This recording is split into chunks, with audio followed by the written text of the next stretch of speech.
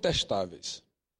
Banco do Brasil, Banco da Amazônia, Banco do Nordeste tiveram a metodologia de cálculo utilizada nas operações rurais dos micro e dos pequenos produtores questionadas pelo Tribunal de Contas da União.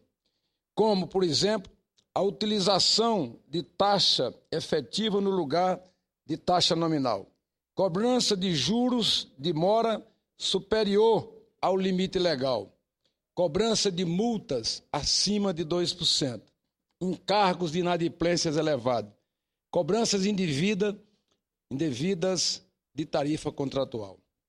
Utilização do ano comercial de 360 dias, ao invés do ano civil de 365 dias na apuração das taxas de juros diárias. Metodologias matemáticas que anulam o rebate legal concedido nos financiamentos com recurso dos fundos constitucionais, entre outros problemas.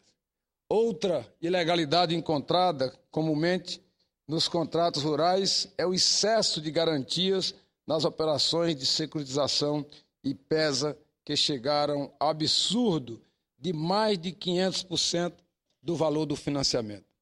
A última medida provisória sobre o tema, aprovada no ano passado aqui no Senado Federal, renegociou, sim, a dívida de 116 mil agricultores, no valor de 1,3 bilhão.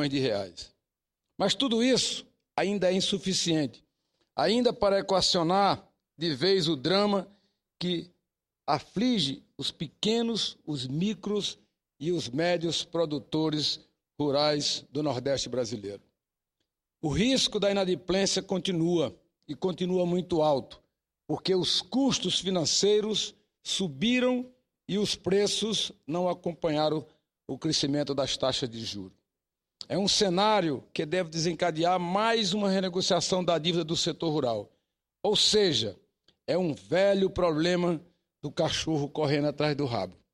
O governo tem aperfeiçoado os instrumentos de política agrícola, mas muitos não estão funcionando melhor por problema de natureza macroeconômica, como a taxa de juros ou pela burocracia excessiva.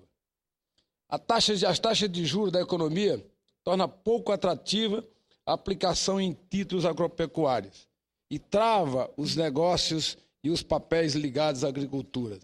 Estes mecanismos podem captar volumes maiores de recursos para o setor. Senhora Presidente, senhoras e senhores senadores, a política agrícola precisa ser repensada.